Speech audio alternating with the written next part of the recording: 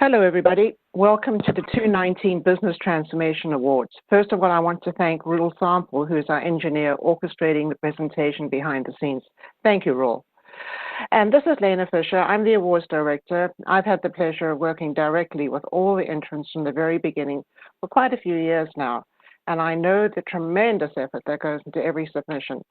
The goal of WfMC has always been to encourage best practices that will help companies learn, reach, and maintain their competitive edge within their respective industries. This set of winners this year has been remarkable. We've had more winners this year who met the bar than any other year previously. So it's going to be a fairly long session, and congratulations in advance to everybody. Now I'm going to welcome Keith Swenson, the WfMC Chair and Senior Vice President of Fujitsu America, together with Nathaniel Palmer, who is the WfMC Executive Director. Between them, they will present the case study winners and then later on, the Personality of the Year recipients. Thank you, Keith, and over to you.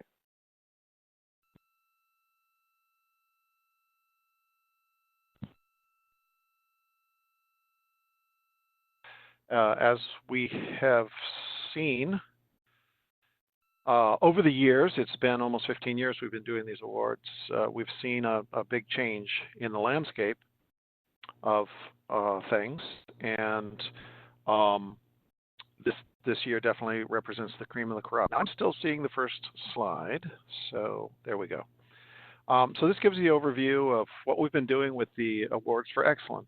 Again, business transformation is the term we're using this year.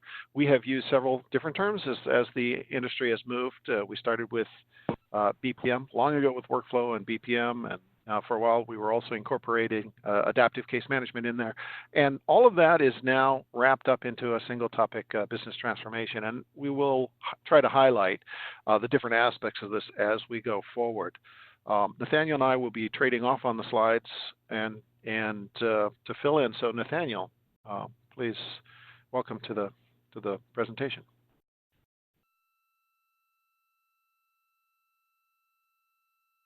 You said that this has been an extraordinary year, both in terms of the number of submissions and the magnitude of the winners. In fact, there's some very difficult choices to make. But what really stood out, and we can see this as a trend line, but really most pronounced this year, and why the business transformation label that we're using now is so apropos, is that we really are seeing that business impact.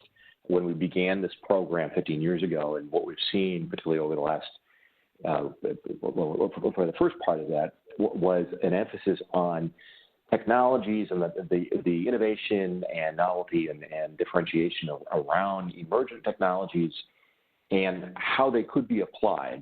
What we've seen most recently and really pronounced this year is the business impact of that, the really transformative aspect of that. And that has made this year, as Lena said, our banner year for our winners. And the job of judging has not been easy. There was quite a bit of work to go through. As we look on the next slide, and just to go through quickly our panel of judges, these are in virtually every case a well-recognized name, but a real diverse group in terms of industry and geography, and but what they all share in common is their commitment to not just our industry from the standpoint of technology, but the potential that it has in enabling business transformation and driving digital transformation across all industries. And you'll see that in our winners this year, that it represents a very broad cross-section of both industry and use cases. Other thoughts, Keith? Yeah, I'd like to remind everybody that all the judges volunteer their time for this. This is really a labor of love. It's the fact that these people want to see the technology be successful, and they want to see the best things come to light. And many of these people have participated for more than 10 years. So I really want to extend a thanks for their help in making these awards possible. Let's go to the next slide. So in this presentation, we are announcing the successful conclusion of the Workflow Management Coalition. It's been a 26-year journey, and we have seen things go. Remember, this was before the browser was invented and before the internet, as many people know it. We were working on workflow standards in 1995, a reference model and glossary in 1996, and when we look back on it, we're seeing that people are using those terms today. That's the dominant words. We still use process instance, process definition, and these were set out in the glossary way back then. We produced XPDL, a process definition language. This was used by more than 100 different solutions to sort and exchange process models. It's still in use today in many applications. It works. The Workflow API was another aspect of this, and the diagram you see on the right is the 5 different interfaces that were outlined, and we still see this reference model has held true to today. We moved forward in 2012 with the Business Process Simulation Framework, and that's out there and working. WfXML as a exchange protocol worked over the year. And for all of these cases, we've put together conformance demonstrations that the standards worked. As we look over our original goals, we came to the realization this year that we have really basically achieved all of them. These are working, and we could go out and find a set of new goals, but all of the members are all working in other standards groups, and so we just felt it was the right time to basically announce that we're successful, and we've achieved what we meant to do. Nathaniel? I participated in my first WfMC meeting in 1993 in Boston, and I remember it being just a daunting idea. And it was the beginning of my career. I was probably the youngest person in the room and had little to contribute other than enthusiasm and the exuberance of youth. But looking forward, I couldn't have imagined at that time how much would be achieved over the ensuing virtually 3 decades. And it really has been an extraordinary body of work. And it's work that, as Keith has described, is contemporary, it's current, and it's as recent as the last couple of years that new innovations have come out of the coalition. So it concludes with not just a successful track record, but with favorable and positive momentum that will continue in the market, but no longer as a coalition. Go to the next slide.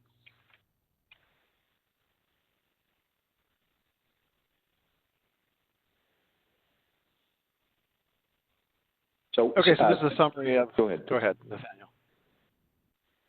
As you said, this is a summary of the work that's been done, and also acknowledgement of the WfMC chairs. Individuals have really been a pleasure and an honor to work with. Fittingly, most recently, you, Keith, who have been not just a champion and an evangelist, but really a true thought leader for the broader industry. So it's been both a pleasure and an honor to work with you. I hand it to you to speak to the other chairs that came before. Well, thank you very much for the compliment. I don't think I did most of the work, though. It really was a very broad, many people were involved. Dave Shorter, of course, set the pattern. Nick carried it through. John carried us for 10 years. And it's my pleasure to carry on that tradition.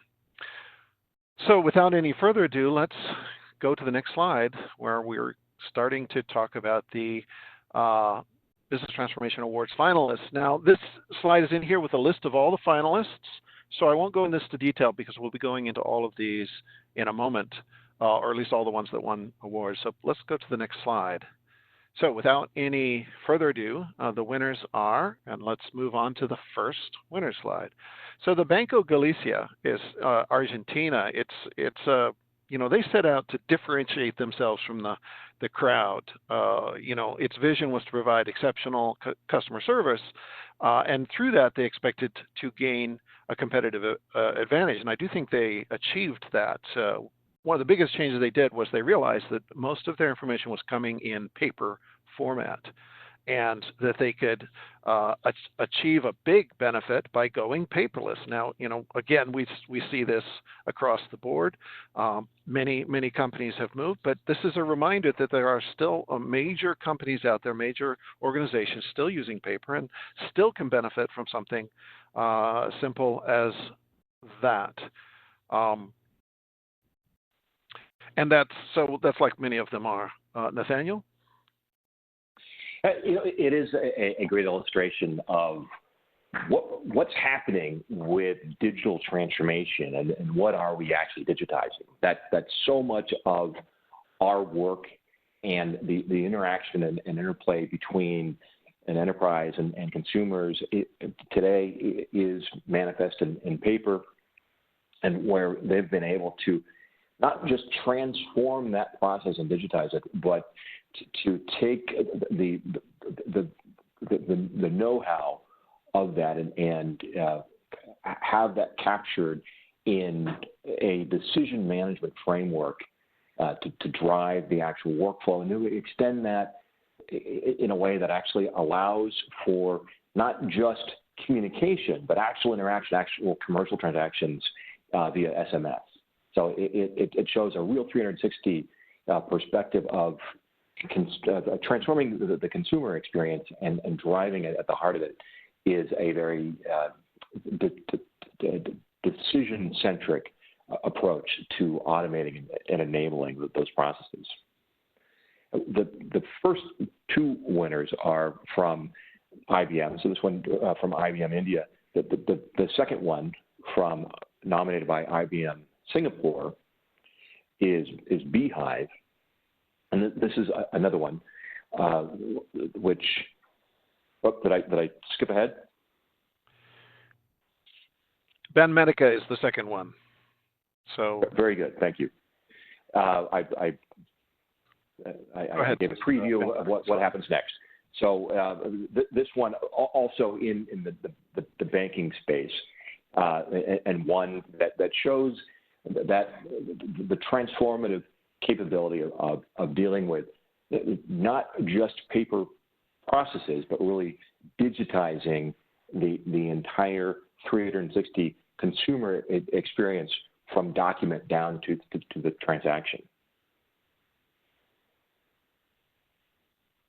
Yeah, so Banmédica is a health insurance company in Chile and Latin America. They've got more than 100 agencies across the country, and they handle about 20,000 medical leaves each month. And so one of the main things they wanted to do was to automate the management of the medical leaves. And this is basically a formal document that certifies that the worker is unable to work for a certain period of time. And, you have to go through the proper approvals and the proper specialists and all that kind of stuff. Their challenge was that they had a lack of integrity of the original typed documents. Okay, so what they wanted to do was get the process right. They wanted to avoid errors that they were having. Those errors are costly and slow everything down, and people don't like it. They also wanted to eliminate or reduce the printing costs and, of course, get greater visibility of these documents across the thing. They estimated a cost saving of $180,000 per year in this, and they basically have achieved processing 100% of the medical leaves documents within the set deadline. So again, that's where they wanted to do. Now, when you ask them what worked well and what didn't work well, they found what we'll see as a common theme across a lot of these companies. There's a strong resistance to change. People are used to the old way of working. You can bring in the technology, you can automate the process flows, but one of the very, very important things is to bring your culture along, to accept the technology, to adopt the new way of working, which is disruptive, but of course the benefits are worth it. And just remember that part of the job is to sell it to the workers themselves. So that's Banmédica Chile, and certainly congratulations on that. Let's move to the next one. So Becton Dickinson, again, nominated by NewGen. It's a healthcare landscape. Again, it's operating in 50 different countries. And what they wanted to do was to optimize, digitize, and govern its end-to-end process and to increase the visibility of what is there. A number of different standard conclusions that we get if we take a look at what some of the judges said, that it's a good example of using BPM to re-architect the business process. They demonstrated clear cost and time savings and some innovation on the way that they translated their internal IT requests and requirements into a software application. So this is, again, by looking at the write-up, this is a good way to learn how to implement a BPM application. Nathaniel? Our next winner is the one that I gave a little bit of a preview for. So IBM Singapore nominated Beehive, which is an internal solution supporting the development of complex proposals. Although it lists there the creative technologies used, this actually incorporates the full suite of IBM capabilities for workflow and decision management. This one stood out as being a compelling case of a non-traditional application of these capabilities that drove quite a bit of innovation inside the organization and real demonstrable business value, but is outside of the traditional transactional space of dealing with consumers or external processes. But with it, they were able to both increase the volume of business, expand, both in terms of recognized generated new business, and expand their capacity to take on and go after new proposal efforts, and to demonstrate an increase in the quality of the process, as well as the efficiency and the cost results. So congratulations to Beehive on behalf of us and IBM Singapore. Keith? Yeah, what I liked about that case, again, it's an internal use. IBM using it internally. They estimate that they saved $600 million through the implementation of this. And as you said, it's innovative in the visual storytelling methodology that they brought into it. So very, very highly enlightening use case. The next one is the city of Fort Worth, nominated by BP Logix, and they were actually acknowledged last year and in a different write-up, and they've continued to move forward. The mayor and the council there are really trying to replace an old system that they had. It was originally built in 2009, and replace that with an updated thing. And of course, what would you expect of all the systems available on mobile? Cell phones, so they're modernizing that, and they're realizing that basically everybody wants to do this on their mobile systems. One of the more interesting side effects that they ran into, and again we will see this, is that the stakeholders, the shareholders, the stakeholders in the application, in some cases, the system made things more transparent. You could see what was going on better and have better access to that. And that was uncomfortable for users that were not expecting that, because they were used to the old way of working and they were used to having sort of exclusive access. And so in some cases, they needed to be, they felt a little bit exposed. And that's again what digital transformation often does. And it's a good idea to prepare the users for that kind of side effect. Nathaniel? Yes. So our next winner is the CDC, the U.S. Health Agency, the Centers for Disease and Control, who has responsibility for both tracking the spread of diseases as well as vaccination. And again, this is a case of not just a non-traditional domain, but in particular, the use case of supporting very complex decision-making in a way that is both transparent and deterministic.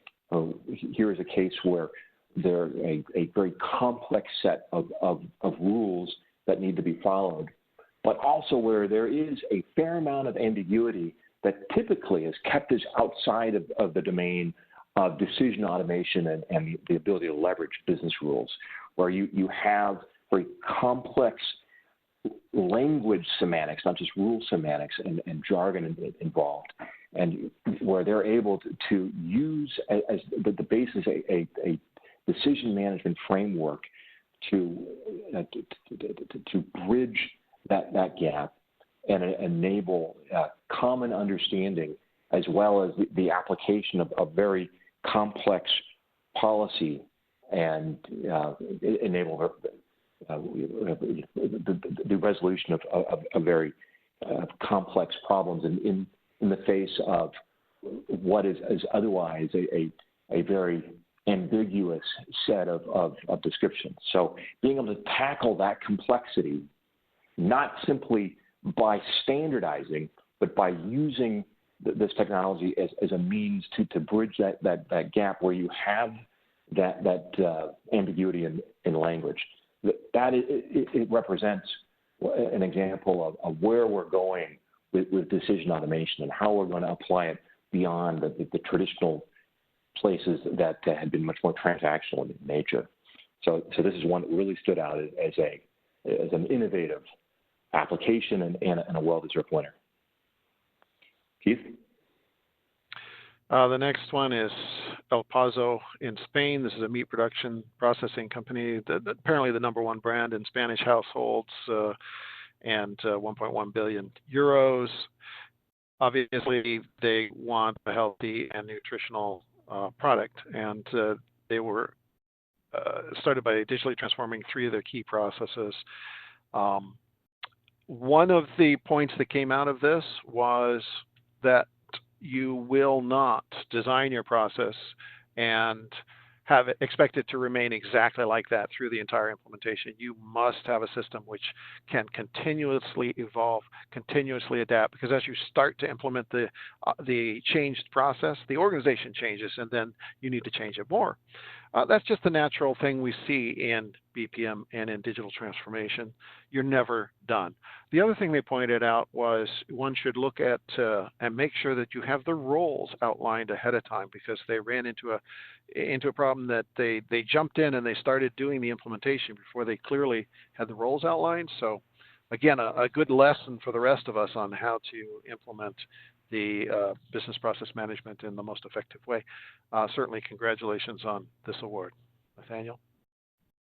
Yes, so the next one is the RSP nominated by Pectra. And in this case, what stood out was the very compelling and well-documented metrics of success and benefits received here. They virtually eliminated the use of paper in what had otherwise been a very paper-centric and paper-intensive process. And in the process of that, or as a result, delivered significant benefits in efficiency, in reduced cycle time, overall in the time it took to complete the process end to end, and while in parallel providing new visibility and transparency in the actual delivery of the process in a way that was completely opaque in the prior largely paper-based workflows. So this one, again, by Pectra, really showed significant benefit in very clear and well-documented metrics. Keith? And if I may jump in on that as well, while they showed significant improvements and significant efficiencies, they also noted significant pushback from the users again. So there's a common pattern we see that you need to prepare the employees for use of the transformed system. Go to the next slide. Is Evraz. It is a global steel and mining company, the world's leading producer of high-quality infrastructure products, and they were looking for large-scale radical transformation. So they have over 50,000 employees, but here's an interesting point. Only 20% of those workers actually have a PC or use the Office application. So they're transforming processes that take you beyond the traditional knowledge worker or the office worker, but actually into people that are working on non-IT stacks. The judges commented on how impressed they were, impressed at how the duration and the size of the project. 80 complex processes were automated in total. These were implemented and adopted in a short number of months, and with a great savings, cost and time savings. So this is a great example that comes from the manufacturing space, and certainly, again, we see the need to avoid fixing the processes too early, to be able to evolve it as you go along, and to give time for employees to get used to the new process. So congratulations on a BPM award for this case. Nathaniel? The next award, which is MDP, or Murray Donnelly Parr Incorporated, nominated by Process Maker. This is a great example of the transformative leverage or transformative impact of coming from leveraging workflow automation capabilities, where here is a mid-sized company and in a fairly specialized domain, which had very non-standard processes. And as a result, there was both a fairly wide margin of error and an inherent amount of latency in processes that involved a lot of preparation, and where basically everything was an exception and required a fair amount of communication and paperwork. It was not a matter of simply applying automation to a standard workflow that was repetitious and easily automatable.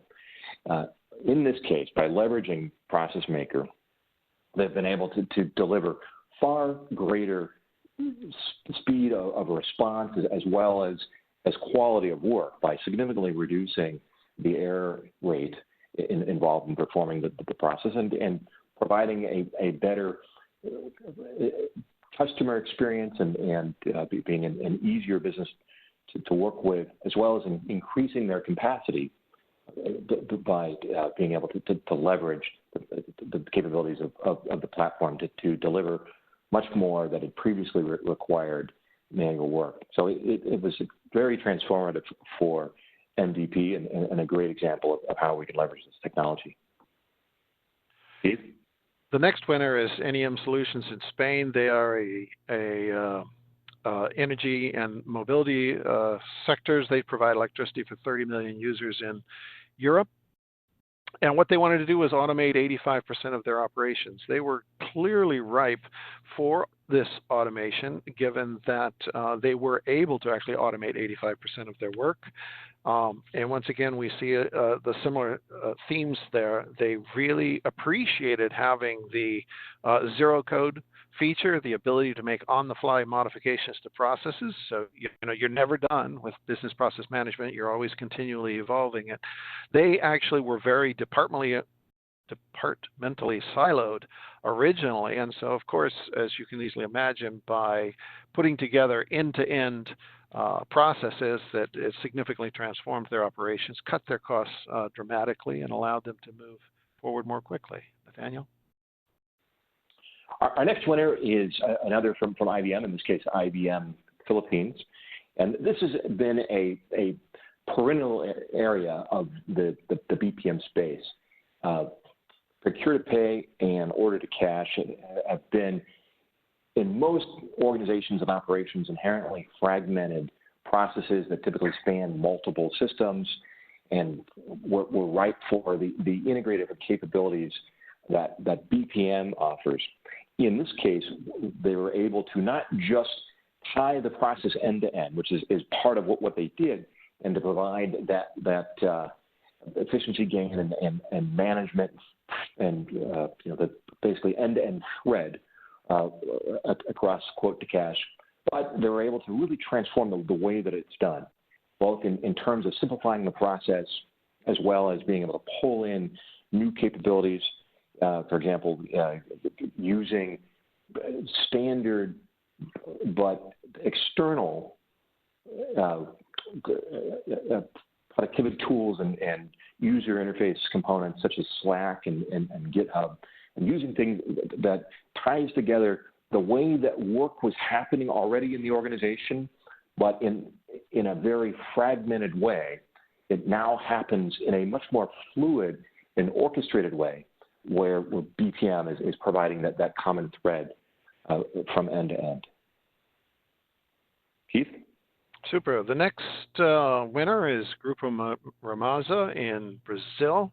For 54 years, they've been operating as a consortium for office supply, dealership, corporation, technology businesses. And this example is around car sales. 65% of car sales have a new vehicle in exchange, semi-new, and the sales involves 50 documents delivered to the customers. So what they wanted to do was reduce the vehicle billing time, which they achieved, reducing it from 10 days down to 2 days on the average, a 50% reduction in the financial team, and a 90% reduction in interest, penalties, and late payments. Again, this is all in response to a fall in car sales in 2012 due to the market conditions in Brazil.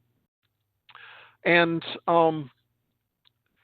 they recommend that from the beginning, to be successful, you need to engage the team's strategic people. You need to find the people that you need to outline the roles that are important, make sure you get them on board. And also, again, as we've seen in a lot of these cases, be careful about the culture change. They recommend being patient because sometimes it takes a while for people to adopt the new approaches. So congratulations on winning this award. Nathaniel? Our next winner is also from Brazil, and I'm going to probably butcher their name, so with apologies. I'm going to say Cicub Credicitrus, which is nominated by LACOM, who is the platform provider that enabled the success that they've had. And in this case, this is a relatively large cooperative that is using LACOM as the platform for the business. So what had previously been a very centralized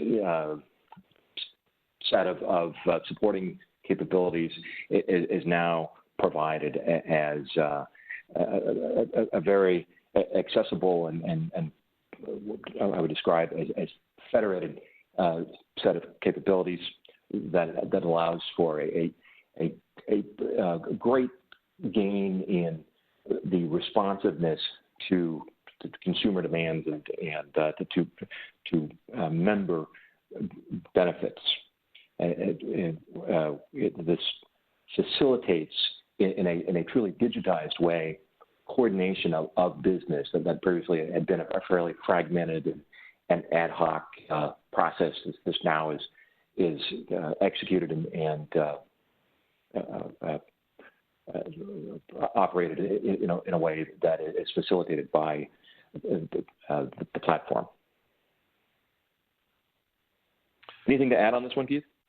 No, that should do it. The next winner is Signature Care Management. We're coming back home to the USA for this one. And again, they are a value-based healthcare with bundled payment models. And they're using an analytics-driven approach to provide, improved clinical care, better outcomes, and reduced costs. It's certainly something that is very timely and very, very important today in the United States, for sure, to be able to get a handle on all of these things. The impressive thing about the study was they identified 12 different metrics, and they categorized the improvement of those metrics anywhere from 24% to 60% improvement on the way they handle certain things, generally about handling them more quickly, more efficiently. This one saw a benefit for each, an average cost savings of more than $1 million, $1.3 million per physician practice, which I thought was really pretty significant and outstanding, something that I'm sure we all can use. They highlighted a number of their best practices and learning points, get a lot of people on board, learn ahead of time, but in the pitfalls they pointed out, avoid using external developers who are not fully aware of the scope of the business. So again, we're seeing this idea that you need to have a clear understanding ahead of time of what your business is, how you want to do. Avoid bringing new people into this process late. Make sure you have a common vision, and then your entire implementation will go faster. So that's the last award for today, and I certainly, again, we can see a lot of commonality across many of these. A number of them were internal cases, and I think what we're seeing there is that it's much easier to write about an internal case because many of these processes are viewed as proprietary, and we ran into this situation a lot with the awards. Excellent implementations, but the customer doesn't want to let anybody know what their processes are and all that stuff. So it's good to see a number of these internal cases, even though they may seem artificial. They're actually a good indication of that. So with that, we transition into what's the next slide? So this is the summary of the transformation winners, and I won't go through this. We've been through them all. So let's go on to the next slide. So now we're looking at the business transformation personality of the year, and we have 5 of those to give out. So why don't we jump in with the first one? This year in the category of business technology, business transformation, CEO, in this case, a technology user, someone who is using this to change the world, we award to Michael Peng. Now, Michael Peng is located in China. He's been working with Hong Kong local financial institution to transform their work. He's worked with China's leading jewelry manufacturer and retailer, and by conducting a series of awareness sessions and a comprehensive cybersecurity assessment, he's worked with a British conglomerate in Hong Kong, designing and implementing various innovative technologies. He's been identified as just a good example of how we see people using technology, and we just wanted to take a moment here and thank him for his good work and recognize what he's doing for the industry. Nathaniel? Indeed. And it's worth noting that these nominations and winners were not provided by readers or online poll, but part of by specifically the WfMC members and leaders who know them best and recognize the work that they're doing and the contributions that they've made that might not otherwise be visible. And that's true for our next winner, who is the Business Transformation Award for the CEO of a technology provider as opposed to the technology user, as in the case of Michael Peng. And Jude, who is the CEO of ICON as well as the director of Wisley, has been a active participant in both the forums and activities that WfMC has conducted over the last, certainly 3 to 4 years, and has really gone out of his way to distinguish himself as a supporter and to make ICON be a supporter of our work, as well as with the tool that's come out of that with the innovative product that they have with Wisley. So we acknowledge and recognize Jude for his great work. The next award is for the Marvin Mannheim Award for Significant Achievement significant contributions to the field of workflow and BPM, and let me tell you, it's well overdue to award this to Lena Fisher.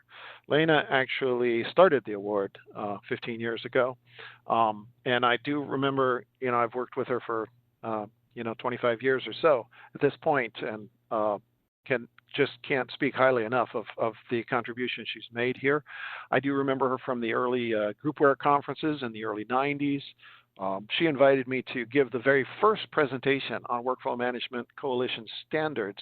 I wasn't actually a leader of the WfMC at the time. I was just the guy that was willing to get up on the podium and talk about it.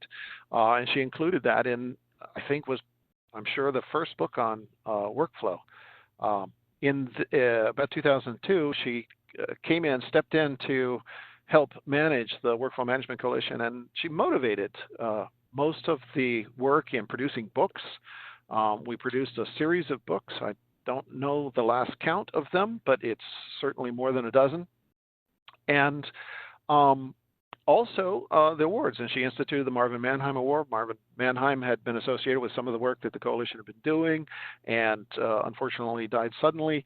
And we just thought, best way to recognize that by giving out this award. And I certainly won one over a time, and John Pike did, and Nathaniel did, and it's quite an honor to be included with these people like that. And I really can see the change that Lena has had on the Workflow Management Coalition, transforming it into what it is today. So I really, want to thank Lena for all her good work, and just say that, it's about time that she gets awarded this Mannheim Award. So thank you very much, Lena. Nathaniel? Indeed. Thank you, Lena. And indeed, it is about time. I first worked with Lena around that time frame, again, merely as a member and virtual outsider to the WfMC, and Lena was very helpful in making me become part of the organization, and ultimately in my role today as the organization comes to a conclusion. So her contribution is virtually without measure, but it is extraordinary. Our next award is for the Outstanding Business Transformation Team Leader, the project lead, the real internal champion, and the one that has made it happen largely for the city of Fort Worth. And this is a city many of us have been to, and an organization that I've had the chance to talk to about their mission and their work in leveraging intelligent process automation and BPM and workflow automation technologies to achieve their mission. And they're a city with great vision, and one that, frankly, is a role model for many cities of much greater size and otherwise. And Sean Campbell has been a champion for enabling that through driving the leverage of capabilities. I believe predominantly that they're using the platform from BP Logix, but Sean has had a hand in driving the digital transformation and business transformation of the municipal enterprise there in the city of Fort Worth. So congratulations to Sean. And our last award for the day goes to Sandy Kemsley, who sees herself as a technology catalyst. She certainly has been associated with certainly with the coalition, as well as other BPM and workflow efforts across the years. Digital transformation included the intersection of social enterprise and business and technology. She's been writing a blog, which is widely read and highly respected across the industry. She did receive the Marvin Mannheim Award in 2016 for significant contributions in the field of workflow, and she continues to highlight the important changes and advancements in workflow, BPM, and digital transformation technology today. So certainly heartfelt congratulations for winning the WfMC Award for Outstanding Business Transformation Consultant. Nathaniel?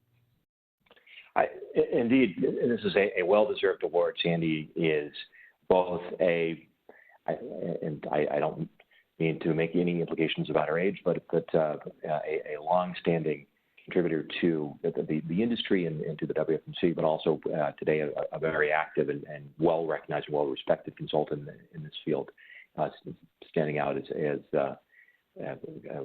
one of the most recognized names in the space and a frequent speaker on the various forums in this space, and a well-deserved recipient of this recognition. So with that, I think we see the conclusion of our awards ceremony today. If we can move to the next slide, please. Again, a summary of the Personality Awards.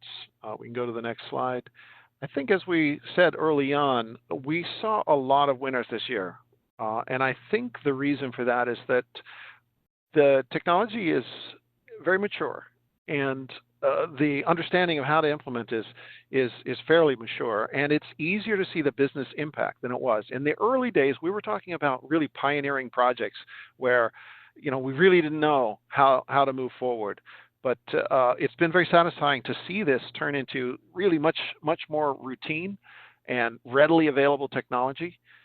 We're seeing across all of the cases many similar things. We're seeing that the technology is working. They're seeing substantial business improvements, but you have to get everybody on board. You have to plan it ahead. You have to continue to evolve it, and you need to motivate users for change. And as long as you do those, I think we're seeing repeatable success in this area. So that, again, brings us around to the reason that we believe that the Workflow Management Coalition has accomplished what it set out to do, to set the various standards in the space, to set the words and the terminology to it. And I certainly am honored to be part of that effort and to see it to a successful conclusion.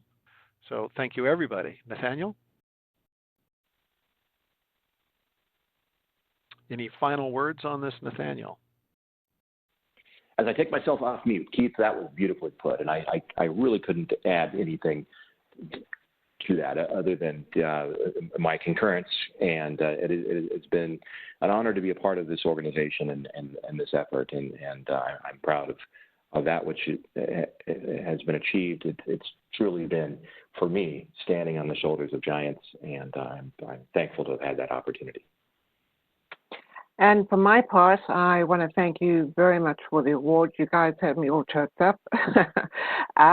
Also, it has been an amazing 20 years, Keith, 20 years?